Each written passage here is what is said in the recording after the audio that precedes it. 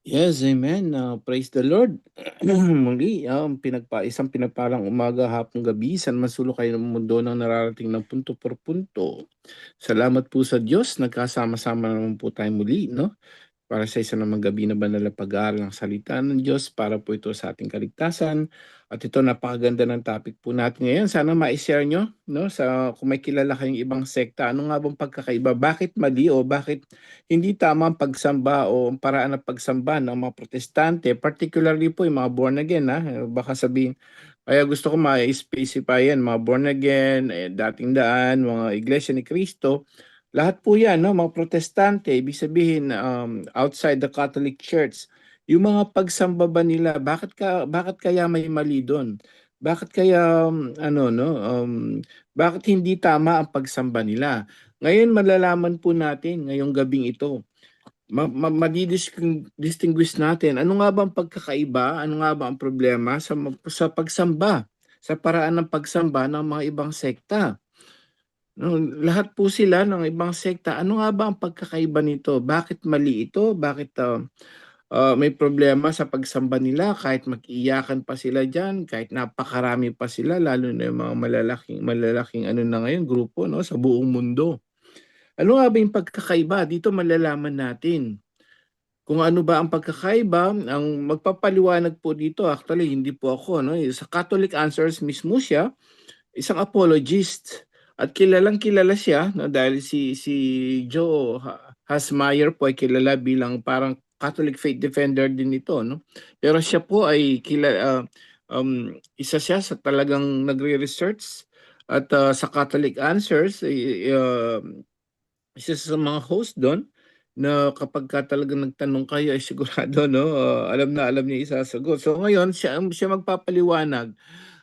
Lahat po ng mga nakikinig ngayon sana ma-share niyo 'to, malaman natin ano nga ba at pagkakaiba at bakit mali at or bakit hindi tama ang paraan ng pagsamba ng mga ibang sekta o ng mga protestante. Umpisan na po natin ang video, Brother Romel, naka-ready na po ba? Pakinggan po natin mabuti ito para at least may idea tayo. Ano ba yung pagkakaiba? Bakit mali may kamalian dun sa ginagawa ng mga ibang sekta? Bro Romel?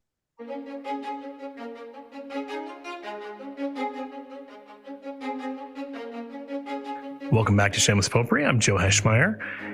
So I wanted to continue the theme of last week. Last week, I talked about how integral the Eucharist is to understanding Christianity. That if you don't understand the New Covenant, you don't understand Christianity. And that if you don't understand the Eucharist, you don't understand the New Covenant. If you want to check out last week's episode, you can get the fuller version of that argument. Bro Romel? Ayan no, sa malinaw po yun no, kailangan pala intindihan natin yung tungkol sa Christianity, yung Old Covenant at saka yung New Covenant. If you don't understand the Eucharist, you don't understand the New Covenant. So kailangan pala intindihin natin ano ba yung bagong tipan, ano ba yung lumang tipan. So kailangan iintindihin pala yun. O hindi ka pwedeng pag nagbasa ka ng Biblia, yun na yun, tapos sasaba ka na. You need to understand that. Tuloy po. But today I want to continue a theme yung video bro, may video ba? Pasensya bro, hindi ko masyadong naririnig. Ano po yun? Ayan na, may video. May video, kaya lang full video siya bro, Jando, paano yan? Ano po yan? Yung video, ito na, yung video niya bro. Anong video bro? Hindi ba ito? Yes, okay na. Bro Jando, okay lang yan, buo yata. Ituloy niyo na lang. Ayan na, okay, tuloy mo bro, kahit yung ano lang, kahit yung sounds na lang kung ano man. Sige bro. Which is called The Eucharist is really Jesus, how Christ's body and blood are the key to everything we believe. And I want to look particularly at the connection between getting the Eucharist right and getting worship right. And the argument I want to make is that much of what we call Protestant worship isn't actually worship at all. And I want to be clear about a few things as we start off. First, I'm not actually saying what they're doing is bad, just what they're doing isn't worship. It's Bible studies, it's teaching, it's preaching. All of those are good things as long as they're done orthodox. Ayan, malinaw po yan, no? Hindi worship, hindi pagsamba ginagawa ng ibang sekta. Napakalinaw nung sinabi niya. Bible study. So, ibig sabihin, Bible study is different than worship. Tuloy po. But they're not worship. In the same way that if I have friends over and serve my neighbor, that's really good, that's really beautiful, but that's not the same thing as what happens in worship in the Mass. The second thing I want to make really clear is that there's not just one thing that is Protestant worship. So you've got the liturgist James White. This is not the more anti-Catholic Reformed preacher James White. This is another guy. James White, then this is a little bit dated now. In his book Protestant Worship, identifies 9 major liturgical traditions within Protestantism. You got the Reformed, Lutheran, Anabaptist, Anglican, what he calls separated or Puritan, Quaker worship, Methodist, and then what he calls frontier. So like imagine the American frontier in like the 19th century, and then Pentecostal. And a lot of what we think of today is worship, depending on where you're from, might be from one of these particular traditions. I remember giving a talk in Wisconsin. And 2 of the guys I was talking with were former Protestants, and their understanding of Protestantism was very much Lutheran because the people around them in Wisconsin were Lutheran. Whereas where I live in Kansas, it's much more likely to be Baptist, where, there's a large number of Reformed. And that's going to impact what the theology is. It's going to impact what the worship is, and the styles of prayer, and what a Sunday liturgy looks like. So if you have something like Hillsong, where it looks like a rock concert, that's a modern twist on kind of a Pentecostal thing that emphasizes the centrality of experience. And I'm not actually going to talk about that kind today. I want to talk more about, this is more the Reformed tradition, a lot of Baptists, where it's the centrality of preaching, where at the heart of this is the idea of someone who's going to be reading scripture and then spending a long time talking about scripture. And it might be bookended by some opening and closing prayers, but the focus really is on the preacher in the pulpit. And so, ayan po, napakalinaw ang sabi niya, no? Yung parang rock concert ang nangyayari sa kanila kapag nagpipreach sila. At ang pinaka-focus lang actually, no? May mga binabasa yung Bible, no? Hindi pinapaliwanag. Pero anong sabi niya? The focus really on the preacher at saka yung pulpit. Yung pulpit yun, yung no? Kung saan nilalagay niya yung Biblia, no? Yung parang conference lang. That's the difference. Ang focus do sa preacher at saka yung pulpito lamang daw. Tuloy po. Before we get into why that's not worship, it's maybe important to say, okay, we got these 9 different styles of Protestant worship. And that book, again, it's a little outdated. If you were to do it today, I think you'd find more than 9 different major styles. Does it matter? Should we care about the form of worship? Or is it just, well, whatever's good for you is good for me? And the answer to that is Scripture seems to suggest it matters quite a bit. And I would look to a couple places. The first would be the 2 sons of Aaron mentioned in Leviticus 10, Nadab and Abihu, who try to offer their own form of worship. And in the words of Leviticus 10, they offer God unholy fire, such as he had not commanded them. Now notice, they're not worshiping a false god. They're giving false worship to the true God. They're liturgically innovating. And what happens? Fire comes forth from the presence of the Lord and devours them, and they die before the Lord. Boss, And napakalinaw. Ano ba, kailangan pa ba daw yung style of worship? Mahalaga ba yun? O Bible study na lang, okay, prayer na lang. Pinaliwanag niya po ngayon, ayan, sa Leviticus chapter 10, verse 1 to 3, napakaliwanag. May dalawa dyan, no? May binanggit siyang pangalan dyan na nag-worship sila sa totoong Diyos. Totoo po, kay God talaga, kay Yahweh. Pero mali ang pagsamba nila. Maling-mali ang pagsamba nila. Pag sininyo, nakakatakot to actually, parang ano lang, no? Kala mo, kwentuhan lang tayo. But it's really very important to realize na kung gaano ba kahalaga ang worship. Yung tamang worship, tamang pagsamba. Ayan, mali ang ginawa nila. Ano nangyari? Pinatay ng Diyos. Mali ang pagsambang ginawa eh. Ayan, Leviticus chapter 10 verse 1 to 3. Basahin niyo po yan. Mahalaga ba ang tamang pagsamba? Yes. Dapat nasa tama. Kaya kung mali ang pagsamba mo, ayan, pinatay nga sila ng Diyos eh. Tuloy po. Moses says to Aaron, their father, this is what the Lord has said. I will show myself holy among those who are near me, and before all the people I will be glorified. That the glory of God, the holiness of God, the majesty of God means we don't just approach him however we happen to want and call that worship. And so that strikes me as a pretty clear signal God does care how he's worshipped. Now, strangely, some people have the view that God cared in the Old Testament how he was worshipped and doesn't care anymore. That now, because there's no strict form of worship given in the New Testament, that therefore we're open to do whatever. That the same God who cared a lot about how the sons of Aaron were worshiping him wrongly now is fine with us worshiping him however we want. And to this, I would just say Hebrews 9 says, no, even the first covenant had regulations for worship and an earthly sanctuary. And think about that language, even. A lot of what Hebrews... Ang sabi diyan, no, sa Kalatang Hebreo chapter 9 verse 1 to 2, napakalinaw daw ang pagkasabi yan pag tinagalog mo. Kahit sa first covenant, sabi niya, no, sa unang lumang tipan, may paraan sa pagsamba. Malinaw po yun, ha? May paraan sa pagsamba. Hindi basta-basta nagbasa ka ng Biblia at i-preach mo, pagsamba na yun, hindi po ganun. May paraan. Even in the Old Testament, in the first covenant.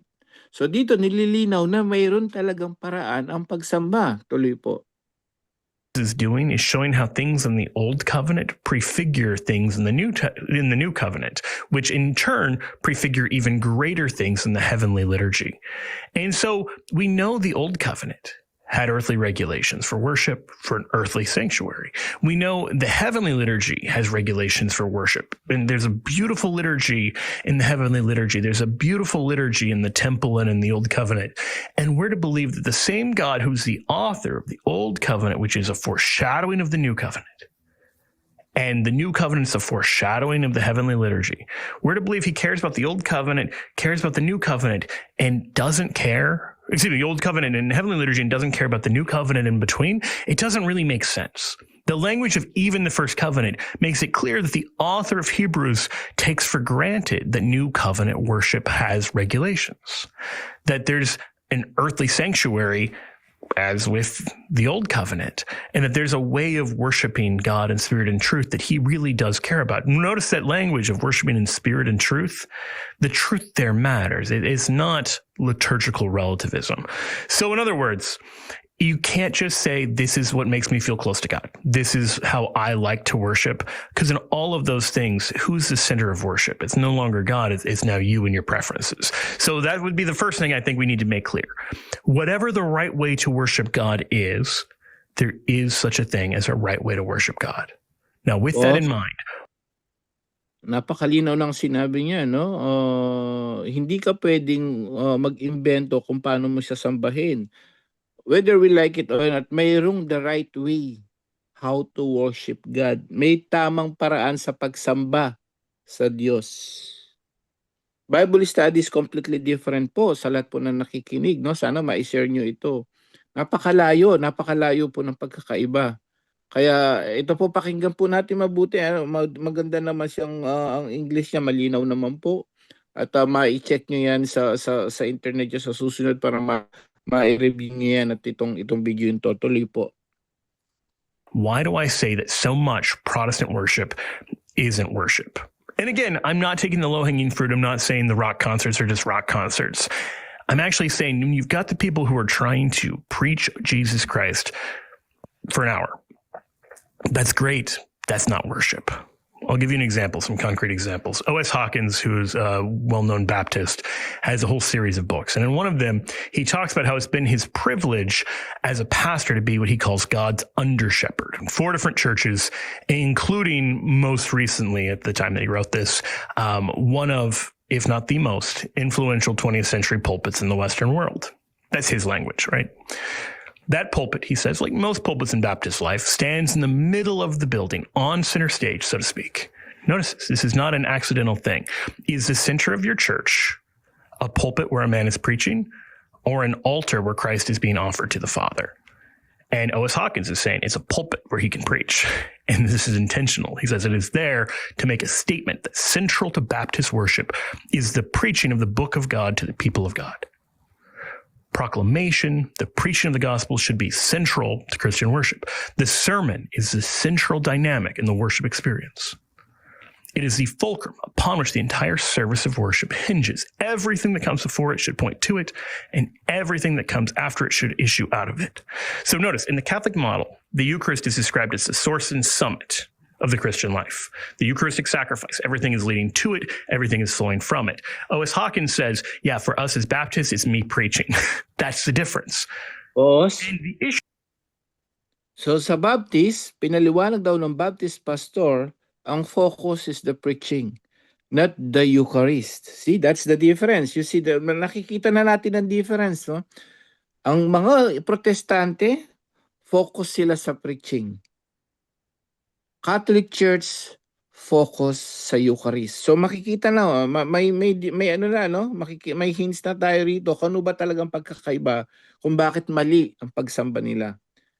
Worship is different. Preaching is different. Tuloy po. here again is not that preaching is bad. It's that preaching isn't worship. We're going to make a threefold distinction between what the Bible calls teaching, what it calls prayer, and what it calls worship. And so a lot of what Protestants get right is teaching and prayer. What they're missing is worshiping God. Pause. Let's unpack what each of those. Ayan po, malinaw ha. Kailangan ma-distinguish natin. Sabi nga, paano ba yung preaching or teaching? Prayer is a prayer. Worship is worship. So different po yun. Magkaiba yung tatlo. Sabi niya. So ipapaliwanag niya ngayon, papasok siya dun sa preaching muna. Tuloy po. Three things are biblically. First, teaching. Now, what the Bible calls teaching includes things like preaching. It includes Bible studies. It includes a kind of a broad category of things. In general, when we go and we talk about God, that's in the realm of teaching. Now, many Protestants would say, like Hawkins did a second ago, that this is the center of Protestant worship. And so Barry Leash says in his book, People in the Presence of God, Models and Directions for Worship, that to this day, Protestant worship is indebted to. Anong sabi niya? Yung mga protestante, ang sinasabi nila, they're focused on the preaching. That's teaching and preaching. That's not worship. Lilinaw po natin yan. Yun ang pagkakaiba ng ibang sekta. More on preaching. But that's not worship. Hindi yan pagsamba. Tuloy po. Synagogue's emphasis on prayer, scripture reading, teaching, lay involvement, and elder rule. Now, this is, in fairness, an interesting argument, right? That a lot of what we see on a Sunday in a more traditional Protestant church is going to sound a lot like what you might have seen in a first century synagogue. So, for instance, in Acts 13, St. Paul and his companions go in on the Sabbath to the synagogue, and we're told after the reading of the law and the prophets, so those are the first two of the three sections of the Old Testament, the rulers of the synagogue sent to them saying, "Brethren, if you have any word of exhortation for the people, say it." And so, of course, Paul stands up and starts to preach. So you've got the proclamation of Scripture and you've got preaching. All well and good. Jesus does the same thing. We see him going to Nazareth, and we're told, as was his custom, every Sabbath he would go into the synagogue. And there he's given the scroll of Isaiah. He finds the part about the Spirit of the Lord being upon him, and he announces that it's been proclaimed. So once again, you've got the proclamation of Scripture, and then you've got preaching. All of this is well and good. I'm not quibbling with any of this. What I'm saying is none of this is worship. In fact, in John 6, ayan po, no, i-summarize natin yung sinabi niya. Kahit sa sinagoga, ang style ng mga Pentecostal, yung mga protestante ngayon, is like in the synagogue. Sabi niya, yung sinagoga noon, during that time pala, magugulat kayo, hindi pagsamba ginagawa pala doon. Preaching lang completely. Yun ang ginagawa ng mga Pentecostal. Mamaya nga sasabihin niya, saan ba talaga yung worship? Saan nagwo-worship? Even Jesus before, di ba? So mamaya malalaman natin, bakit yung sinagoga pala ay ano lang, preaching lang. That's the way yung mga protestante na ginagawa. Preaching yon. Kaya binasa niya yung si Apostol Pablo, nag-preach lang siya ng nag-preach. But there's no worship then. Mamaya malalaman natin saan ba yung worship na part dito na wala ang mga protestante. Ang mga dating daan, born again, sana ma-share nyo to, Iglesia ni Cristo, lahat po sila mga protestante. Tuloy po. After Jesus gives the bread of life discourse, we're even told this he said in the synagogue as he taught at Capernaum. This is a subtle detail. This is very easy to miss. But of all of the mentions of Jesus or the apostles in the synagogue, they are never described as going in there to worship God. They're never Boss? described as going in. Yung ginagawa ng ibig ng Panginoong Jesucristo, wala sa sinabi na yung preaching na ginagawa niya, they never mentioned that they worship God. They preach. Even Jesus preached in the synagogue. But walang worship doon, walang pagsamba. Preaching yun. So sana mas malinaw, no, kasi mga ibang sekta hindi nila naintindihan yan. Keep on preaching, yun ang center nila sa pagsamba, which is wrong. Tuloy po. There to pray. They're going in there to teach. They're going in there to encounter people, to proclaim the good news. But those are different things. So to understand that, we have to look at the second concept of the three, prayer. And here, I just point out that it's not just that the New Testament doesn't talk about the synagogue as a place of prayer. It's that first century synagogues didn't understand themselves to be places of prayer. Though there's a pretty famous... Okay, so pumunta na tayo sa second part naman, yung prayer. Pagkakaiba rin. Prayer is not worship din. So magkaiba yon ang prayer. Yung kanina Bible study, you can do that anywhere, kahit sa synagogue, kahit nga sa mga stage, kahit saan yan, sa mga concert venue. Kahit yung Bible study, you can do it even in your house. Pwedeng Bible study, that's preaching. But that's not worship. Naku, malalaman nyo, yung pagsamba ba talaga saan at paano. That's not worship. So hindi nila naintindihan ng mga protestante yan. That's Bible study.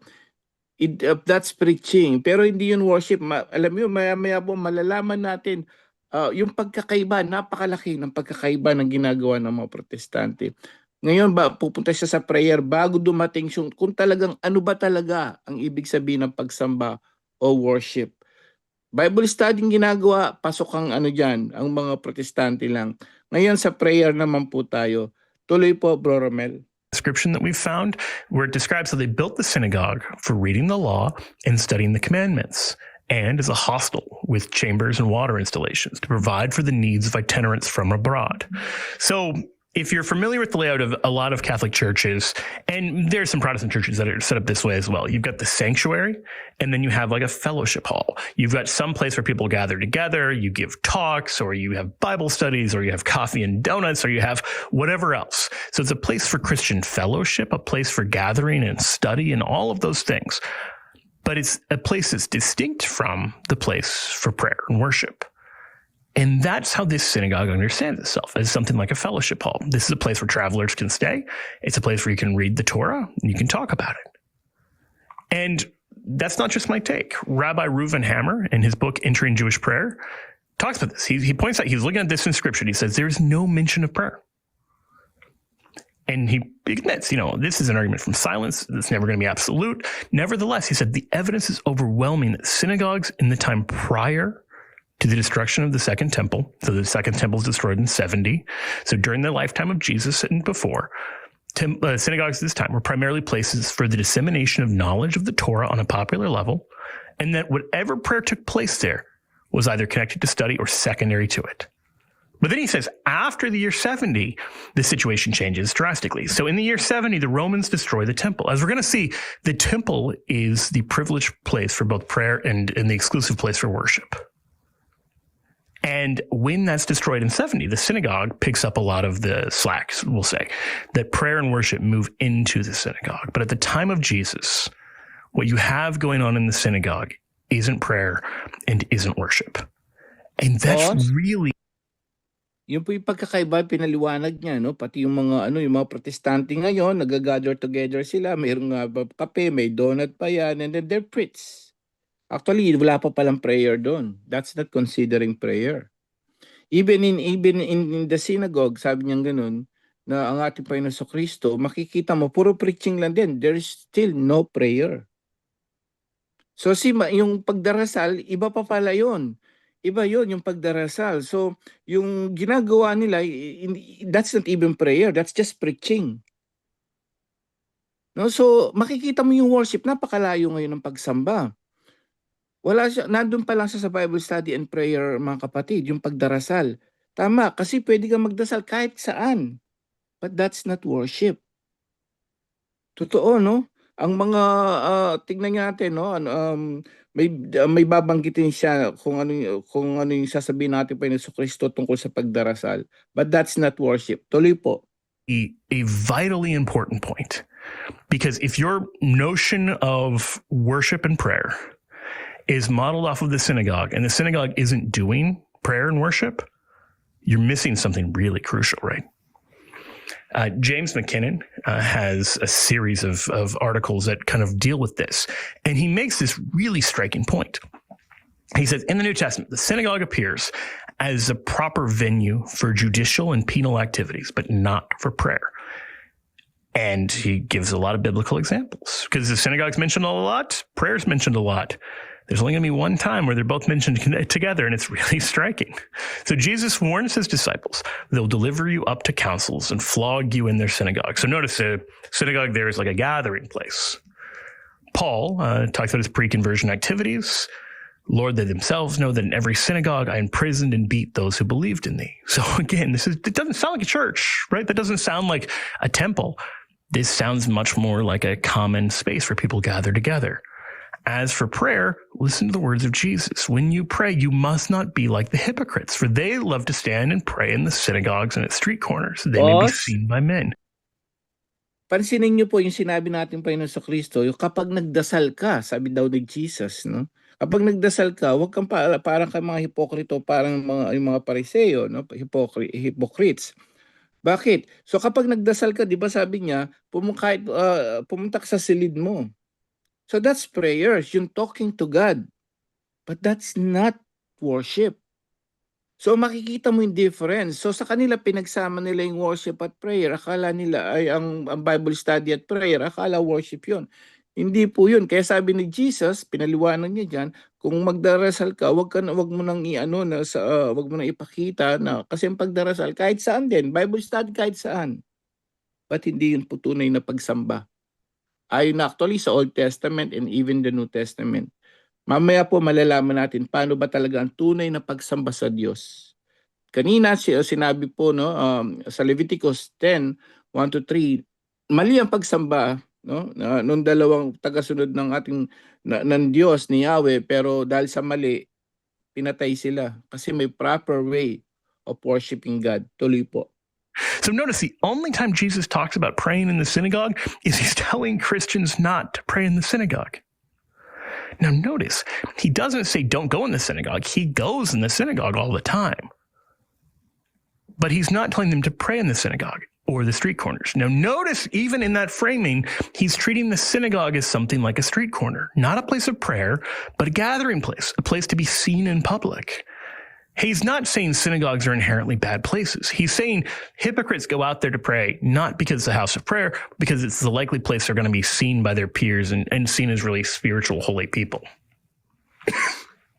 So where should we pray? Jesus gives the model in Mark 1. He goes off to a lonely place by himself in the morning, and there he prayed. He gives the example, as we saw in Matthew 6, of going to the upper room. We'll get back to that. Acts 21, Paul and his companions, before they leave, they kneel down on the beach and they pray and they bid one another farewell. So you pray wherever. Prayer is not tied to a particular location. There's sometimes this myth that until the death of Jesus, people had to go to the temple to pray, and that Jesus' death changes all of that. That is a myth.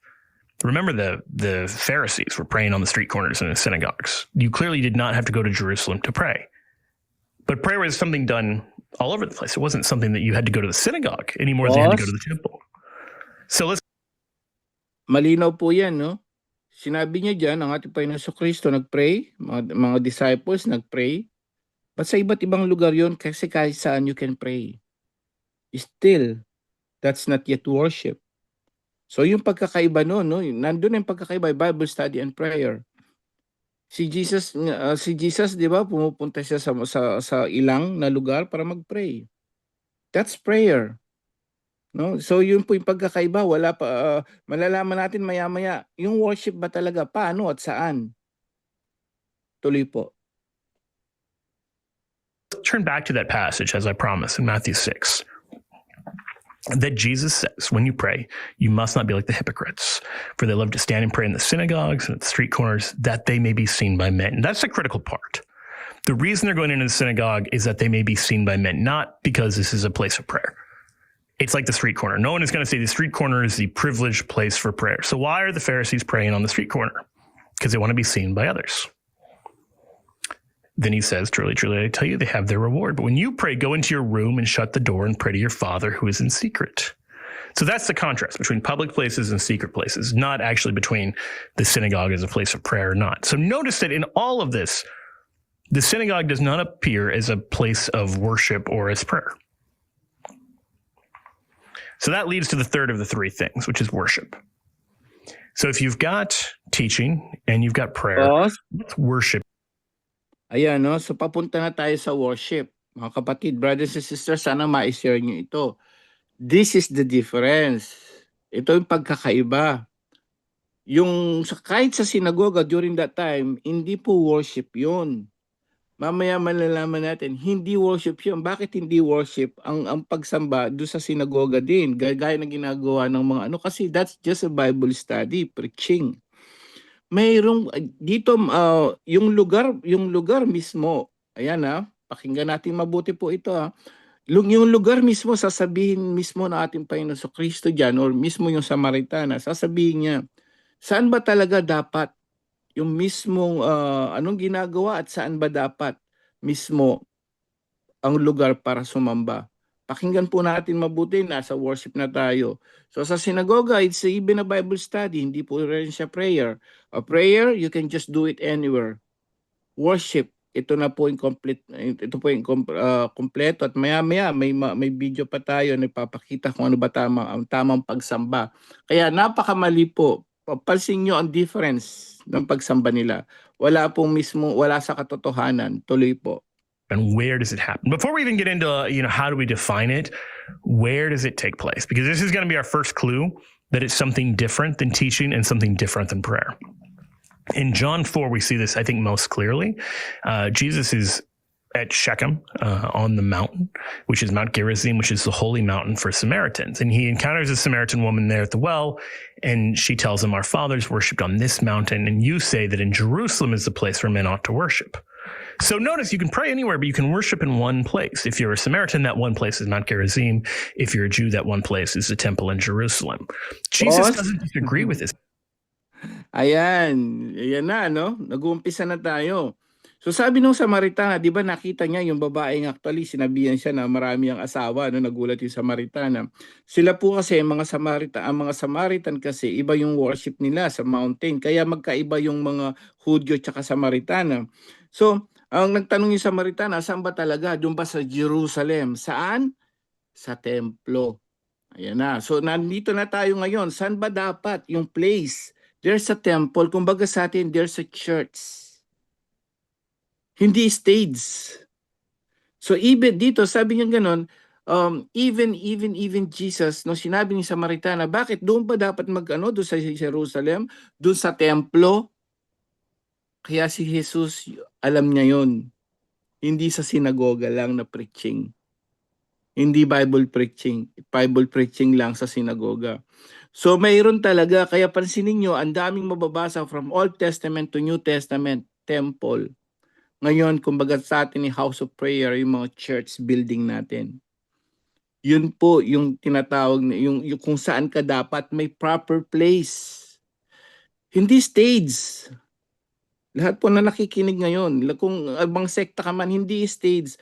Even Old Testament to New Testament, temple. May templo talaga sila. Actually, during that time, sumasamba sila once a year. 'Di ba? Naghahandog ng mga unblemishes, mga animals, 'di ba? Mga tupa. 'Yun yung worship. Hindi lang siya Bible study, may worship, may sacrifice. at may place. Temple. Ngayon, itutuloy po natin, Bro Romel. Agad dyan na lang yung first video. Yung second You video often natin. hear about well-known Protestants and Wait lang evangelicals. po.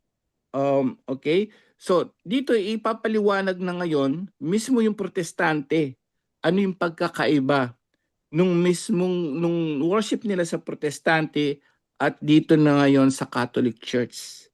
Ipapaliwanag po mismo. Nasa 1430 ka, no, Bro Romel? Naka-ready na po siya? Nakaset na? Okay. So, ito po yung mga video ngayon, malalaman natin what's the difference at saan ba dapat magsamba at ano yung pagkakaiba nung ginagawa natin sa banal na misa naman. Doon sa preaching lang ng mga protestante nating mga kapatid. Ito na po yung video, pakinggan nyo mabuti. Ito dating protestante. Mangiyak-ngiyak pa siya dyan nung nalaman niya yung katotohanan. Tuloy po. Evangelicals like Francis Chan to try and discover a more ancient view of the Eucharist. And I began to question, like, why did I believe what I believed about the sacrament? Why did I think it was just a symbol that you take once a month or, you know, whatever? And I realized because it's what I was. Ito ngayon, yung protestante, ginagawa nila, nag-aano pala sila ng bread, pero once a month, at sa kanila simbolo. Yun yung siguro born again to, kung sino man. Nagaganon daw sila sa service nila, pero ano lang, nung dati siya protestante no? Pero yun nga, symbol lang daw. And yun ang pagkakaiba no, at once a month lang daw nila ginagawa. At hindi niya maintindihan na ngayon, ipapaliwanag niya, tuloy po. Taught. Right. I never really studied church history, especially early church history. I mean, really, it's the first 1,500 years of church history where communion, the Eucharist was always at the center, and everyone believed in the real presence of Christ. What was interesting is Ayan, narinig niyo yun? Eucharist. Wala sa ibang sekta. Amen? That's the big difference. And that's the real presence of the Lord, sabi niya ganun. 15th century. So, bakit 15th century? Dahil lumitaw yun 15th or 16th century, yung mga protestante, yung mga ibang sekta ngayon, tinanggal yung Eucharist. Pero actually, from 1st century to 15th century, may Eucharist na. Hanggang ngayon, tuloy-tuloy yun. Pero Eucharist lang talaga hanggang 15th century. Yun lang. Pero yun nga, no, mula kay Martin Luther, yun na, nagtuloy-tuloy na, yun na, iniba na ng mga ibang sekta. Napakarami yan. Tuloy po, ayan po, isang testimony niya uli. communion was at the center of the room every time they gathered. And it wasn't a pulpit where a guy preached after studying in his office by himself for 20 hours. See, right now, we've got guys like me that go in a room, study, you know, that's what I was doing for years. Meanwhile, other guys went in their rooms and studied, and then we started all giving different messages, so many contradicting each other, and pretty soon it's why Ayan, sinasabi niya yung dati niya. Nag-i-study ako, nagba-Bible study ako, mga kasamahan ko nagba-Bible study. So how many hours? Sabi niya ganun. Nasa kwarto lang kami, we study, sabi niya. Pero lahat kami iba-ibang turo. See? Contradicting our teaching. That's what I was doing before. Tingnan niyo yung difference, no? Bible study talaga eh. Pinag-aralan niya, nasa kwarto, ilang oras, ilang araw. Pinag-aaralan namin, tapos maya-maya, yun lang. Magpipreach na kami and then nagko-contradict pa yung mga turo namin. Tuloy po. follow Piper, I follow Chan, I follow, you know, it's just like everyone's following different guys. I'm just saying, I believe there was something about taking communion out of the center of the church and replace it with a gifted speaker. Not that that gifted speaker is not a part of the body of Christ and a gift to the body of Christ, But the body itself needs to be back in the center of the church. You guys, I've been dreaming about this. I've been praying about this, going, man, I would love it if one day in our country here in the U.S., people understood the body of Christ, that they were just a part of it, and they got excited to gather and partake of the body and blood of Christ. And while mainline high Oh. church Protestant Narinig niyo yun? Nakakaano, no? Nakakilabot yung sinabi niya, no? Hindi mo pwedeng ipagpalit, sabi niya, yung sentro, Eucharist, communion with the body of Christ. Eucharist. Hindi mo pwedeng ipagpalit yan sa speaker, sabi niya. Sabi nga ni Father Bobby noon, nakasentro sila sa mga gitara, sa speaker. Hindi mo pwedeng ipagpalit yon, sabi niya. Napakasarap, we gather together, sabi niya ngayon, pupunta ka with communion and then lahat po tayo sabik na kainin yung blood and body of Christ in the Eucharist, in the Holy Mass. Yun ang wala sa kanila, kapatid. Kung nakikinig kayo ibang sekta, yun ang wala nyo. Sabi ni Jesus, gawin nyo ito bilang pag-aalala sa akin. Yun ang wala nila, Eucharist. Ngayon, saan ba dapat at anong style dapat ng lugar? Yung by stage o ano, saan ba talaga dapat ang worship, ang pagsamba sa Diyos? Hindi Bible preaching, hindi just prayer. Pagsamba tunay. Ito po, tuloy po natin. Protestantism has a more reverent liturgical sense and usually a deeper theology of the Eucharist than evangelicals, even these denominations lack the highest kind of worship because they lack the one sacrifice of Christ to the Father that is represented under the form of bread and wine so that we can partake of what St. Paul calls the Paschal Lamb, the new Paschal sacrifice in Christ. That's why these Protestant denominations do not support adoring the Eucharist as one would adore Christ in heaven. Now, as I said, there's nothing wrong with hearing scripture or a homily or praising God in word and song. Catholic and Orthodox liturgies have all of that. But these liturgies also have God physically dwelling in our midst. And the liturgy, at least when it's celebrated properly, reflects that sublime truth in a way that's not seen in Protestant liturgies. You can even see this in the architecture of classic churches. Older Catholic churches are built to resemble temples, where a divine sacrifice is offered to God, whereas older Protestant churches that rejected this theology made their buildings resemble meeting halls, where God is received through hearing Scripture. The Protestant author Matthew Barrett explains the thematic change. If you were alive in the 16th century, the first thing you would have noticed as you walked into the church was the architecture.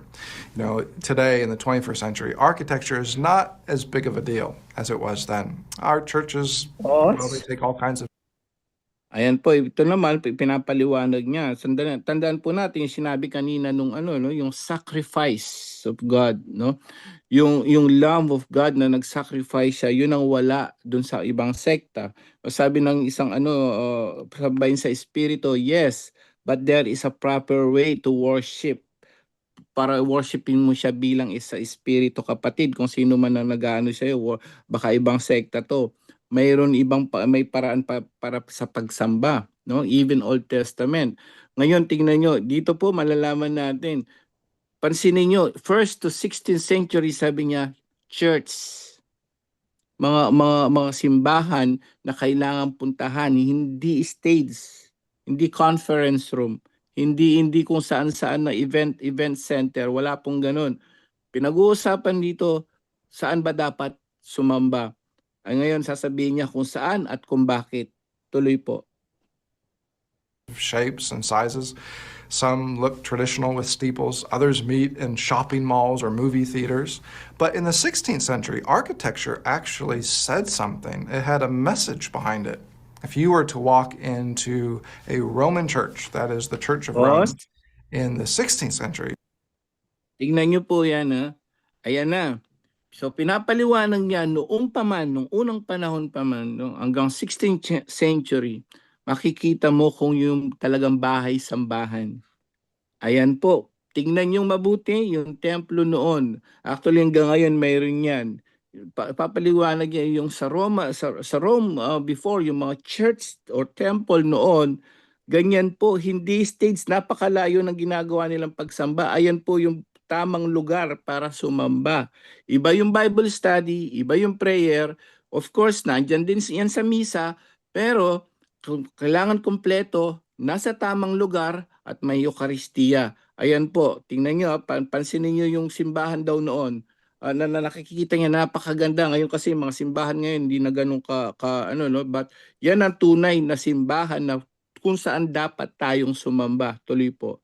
Malapit na matapos. Scene would have looked very different than today. Front and center would have been the altar on which the elements, the wine and the bread, were lifted up by the priest as really a type of grace that then was to be infused in you who were the recipient. In other words, the altar was the central focus in many ways, and the priest himself, who was given a type of authority to absolve and forgive your sins. Well, when the reformers Stop na po doon. Yun na po yung pinakahuli. Anong sabi niya? The center, center, Eucharist, altar. Tanong, may altar ba ang mga ibang sekta? Yan, no? So nakita niyo yung difference. Meron ding sacrifice nung unang panahon sa Old Testament. Marami yan. Na di ba, nagsasacrifice sila. Iyaano nila sa templo, may altar. May altar, ganun ang tamang pagsamba, kompleto. At the same time, may pari. May pari po. There's a priest. Diba? Itataas niya, sabi niya, yung banal na Eucharistia. At who has the authority, no, to consecrate lang yung anong yun. At even from Old to New Testament, mayroong pari. So makikita mo yung difference. Bakit mali bakit mali? That's the thing. That's the difference. Wala silang altar. Wala silang tunay na templo. Wala silang communion with the church or communion with the blood and body of Christ dun sa Eucharist. Biblical ba yan na dapat nakaharap, dapat may altar, na dapat na sumamba? Ito, no, tingnan natin kung talaga sa Biblia naman. Baka sabihin naman ng ibang sekta na kung makikinig ka ngayon, alam niyo pa, sa Book of Genesis parang may altar na. Sumasamba na ba sila sa altar, sa harap ng altar o sa stage? Tingnan nga natin, Bro Jando, nandiyan ka po ba? Ano yan? O tingnan natin, no? Book of Genesis pa lang, tandaan nyo, saan ba talaga dapat sumamba? Tingnan natin, una, tingnan natin sa aklat ng Genesis. Old Genesis? Testament pa lang, Genesis chapter 12 verse 7 to 8. Tingnan natin kung ano yung niya, kung ano yung sinabi diyan, kung ano yung ginawa ni Abraham. Okay, sabi ito, nagpakita kay Abram si Yahweh na nagsabi sa kanya, ito ang lupaing ibibigay ko sa iyong lahi. At nagtayo si Abram ng altar para kay Yahweh na nagpakita sa kanya. Buhat doon, nagpatuloy siya sa kaburulan sa silangan ng Betel at huminto sa pagitan ng Betel na nasa kanluran at ng Ai na nasa silangan. Kala ko AI. Ai na nasa silangan. Nagtayo rin siya roon ng altar at sumamba kay Yahweh. Ano sabi sa bandang huli? Saan siya sumamba? Nagtayo siya roon ng altar at sumamba kay Yahweh. Sumamba kay Yahweh. Saan siya sumamba? Sa harap ng altar. Mga kapatid, ano pa bang dapat natin ipaliwanag dito? Biblical yan even before. That's Abraham. Si Noe ba naglag ng altar si Noe? Tingnan nga natin sa Genesis chapter 8 verse 20. Pinakaunang pa lang yan ng Biblia, Genesis pa lang yan ha. Si Noe. Si Noe nagtayo ng altar para kay Yahweh. Kumuha siya ng isa sa bawat malinis na hayop at ibon at sinunog bilang handog. Nagtayo ng altar si Noe o hindi? May altar na noon pa. That's worship. At ang worship noon, during that time, tandaan po natin, May nung nagsusunog pa sila no, nag-aano sila ng mga hayop at ibon no, at sinusulog bilang handog at pagkatapos kinakain yun, no, actually yung mismong laman no, hindi yung bread, hindi yung dugo. Naghahandog sila sa harap ng altar. That's the difference, kapatid. Wala po kayong ganun. Kami pala sino biblical? Kami, hindi kayo. Sasabihin nyo mga ibang sekta kayo biblical. Wala kayong templo, wala kayo po altar. At napakalinaw naman po ng sinabi diyan sa kay Abraham, parang sumamba siya sa harap ng altar. From Old to New Testament, alam po natin si Jesus pumupunta sila sa templo. Ang mga apostoles nangangaral sila noon, nangangaral sa templo, nangangaral sila, nagpira-piraso ng tinapay. Eucharist. Ano ba yung sa sakramento ng Holy Mass na yan? 4 po yan, no? Ang ginagawa natin Eucharist. Bakit? The term Eucharist also at the same time is Thanksgiving. Nandyan po yan sa harap ng altar ginagawa natin. Sineselebrate natin din, ano yun? Lord's Supper. Because every time we celebrate Eucharist, we remember the Last Supper. Holy sacrifice of the Mass. Bakit? The Eucharist sacramentally reenact yung passion and death of Christ. And lastly, memorial of Jesus' resurrection. Because in every Eucharist, we celebrate the glorious resurrections of Jesus Christ. That's the difference. Ang pagsamba ba, bakit mali ang pagsamba ng mga ibang sekta, protestante, born again, dating daan, INC? Wala silang Eucharist, wala silang altar, wala silang totoong templo o totoong simbahan na para sa Diyos, doon lang tayo sasamba, focus kay Jesus, hindi doon sa preacher lamang. Yun lang po, sana po ma-share po natin ito at naway marami tayong natutunan ngayong gabi ito. To God be the glory. Salamat po sa Diyos at salamat sa iyo, Brother Romel Palma, no? At Brother Romel din para sa Ebanghelyo at Brother Jando, Cecilda, Bro Junri at sa inyo po lahat. Sana po ma-share nyo ito. Back to you, Bro Jando.